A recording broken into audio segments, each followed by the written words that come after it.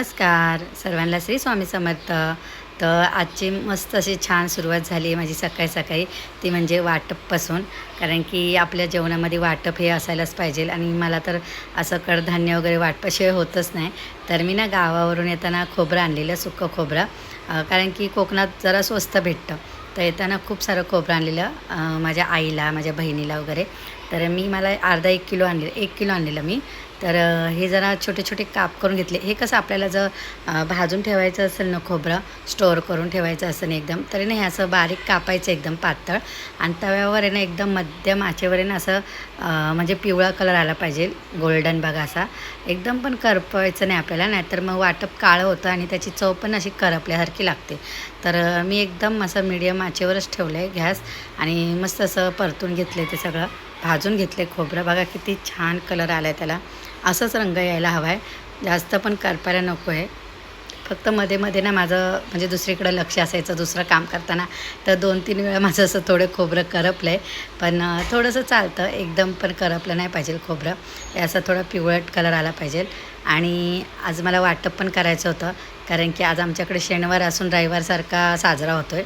कारण की सगळे घरी आहेत आज. तर ते मी सांगणारच आहे तुम्हाला का ते. तर सगळ्यात आधी ना इथं मी वाटपाला लसूण घेतला आहे, जे आपण आलं लसणाची पेस्ट वगैरे करतो त्याच्यासाठी.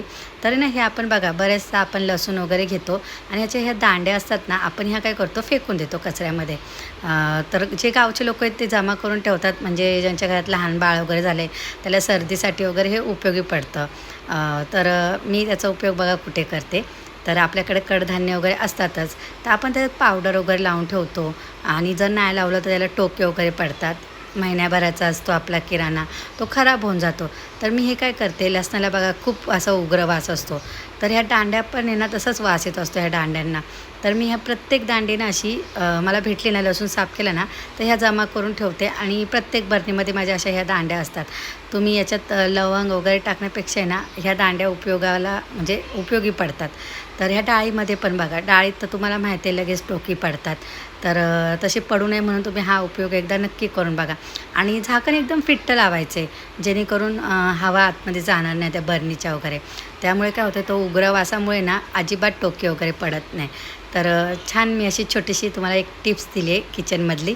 तर कशी वाटली नक्की सांगा. आणि हे खोबरं आहे ना, जे आता मी भाजून ठेवलं आहे, तर हे मी असंच ठेवणार नाही आहे. तर जरी तुम्ही असं भाजून ठेवलं ना, तरी बघा थोडीशी अशी बुरशी येतेच. तर मी काय करणार आहे, थोडंसं असं जाडं मोठं बारीक करणार आहे. म्हणजे एकदम बारीक नाही करणार, जसं आपल्याला वाटप लागतं तसं. आणि सुक्कं सुक्कंच बारीक करणार आहे, पाणी टाकायचं नाही आहे, नाही ते एकदम महिन्याभराचं वाटप होईल. तर फक्त खोबरंच हे बारीक करून ठेवणार आहे बघा. हे असं जाडं मोठं हवं आहे त्याच्यामध्ये. आणि जेव्हा आपल्याला गरज पडेल ना, तेव्हा आपण घेऊन वाटू शकतो. आता हे सगळं ना मी स्टोअर करून ठेवते. हे सगळं खोबरं असंच अशाच पद्धतीने बारीक करणार आहे. तुम्ही बोलाल किसत का नाही मग तू? पण किसलं तर काय होतं, खोबरं आपण भाजताना आहे ना, तवा आपला लगेच गरम होतो आणि मग ते करपतं खोबरं. त्यामुळे मी कधीच किसून भाजत नाही. मी नेहमी अशा ना मोठे मोठे तुकडे करूनच भाजून त्याची पावडर अशी करून ठेवते. तर काही काही लोकं एकदम पावडर करतात बारीक, पण मला ते सहसा नाही आवडत. मी असं जाडं मोठंच ठेवते. तर तुम्हाला पण ही पण टिप्स कशी वाटली मला कमेंट करून नक्की सांगा. आणि तुमच्याकडे काही आयडिया असतील त्या पण सांगा, मी त्या पण म्हणजे करून बघेल.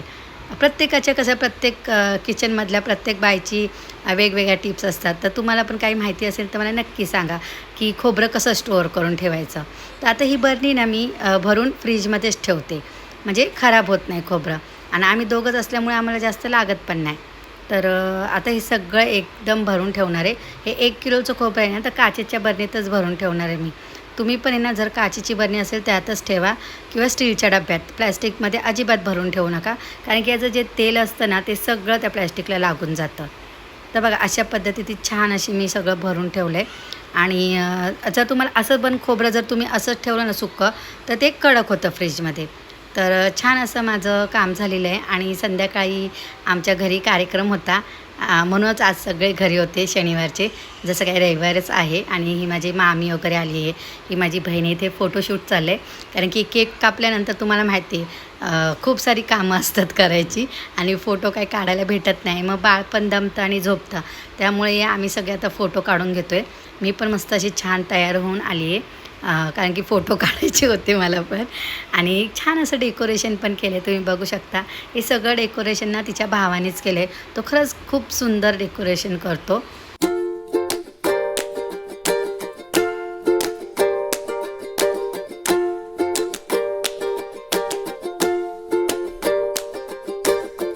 आणि ते आता सुरुवात होती केलेली ती म्हणजे ओवाळण्यापासून. आपण काय करतो प्रत्येकजण एक एक बाई ओवाळते लहान मुलांना. पण मी बोललो नको आपण तसं नको करूया, त्याचा टाईम पण जातो आणि बाळ खूप रडतं. तर मी काय केलं मी त्याला औषण केलं त्याचं आणि प्रत्येकाला सांगितलं आपण ताटाला हात लावूया, प्रत्येक बाईला तो मान भेटतो. मग आम्ही सगळ्यांनी मिळून छान अशी त्या बाळाची आम्ही आरती केली. त्याला सगळ्यांचे छान छान असे आशीर्वाद भेटले आणि हे खरंच तो बघून पण खूप आनंदी होता की हे सगळ्या काय करतायत अशा मला. तो बघा कसा बघतोय आमच्याकडे सगळ्यांकडे. तर खूप छान आणि सगळ्यांना भेटलं ओवाळायला, कारण की 5च बायका ओवाळतात, मग बाकीच्यांना ओवाळायला भेटत नाही.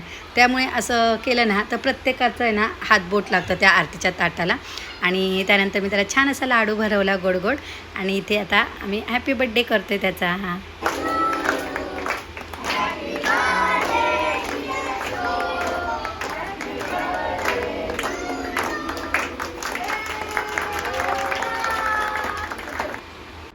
आणि आता केक कट करून झाला आहे, पण सगळ्यांना आता केक खायचा आहे. म्हणजे लहान मुलांची तर खूप गडबड असते केक खाण्यासाठी. आता तरी आपण केक वगैरे कापतो, पण आमच्या वेळेस तर आहे ना, तो असा पावाचा केक भेटायचा. त्याच्यावर फक्त एकच लेयर असायची क्रीमची. पण तो पण आम्हाला म्हणजे किती आवडायचा तो केक. आणि इथं तर आता लहान मुलांची खूप गडबड चालू होती. तर मम्मीला बोललं मी माझ्या घरीच नेते केक कट करायला आणि इथूनच देता येईल प्लेटी. आणि इथे बघा याच्यावर आहे ना छान असं गोंडूसाल बाळ होतं, त्याचा स्टिकर होता. ते मी जमा करून ठेवलं माझ्याकडेच, कारण की मला अशा गोष्टी जमा करायला फार आवडतात. आणि ही सगळी छोटी छोटी लहान मुलं आलेली.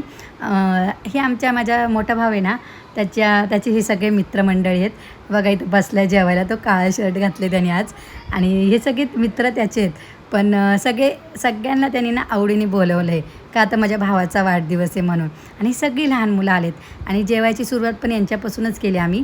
मला लहान मुलांना जेवायला देऊ, नंतर मोठ्यांना देऊया. तर तुम्हा सर्वांना हा माझा आजचा व्हिडिओ कसा वाटला? जर खरंच आवडला असेल तर माझ्या व्हिडिओला प्लीज लाईक करा, शेअर करा, सबस्क्राईब करा. पुन्हा भेटूया पुढच्या व्हिडिओमध्ये. तोपर्यंत सर्वांना बाय बाय.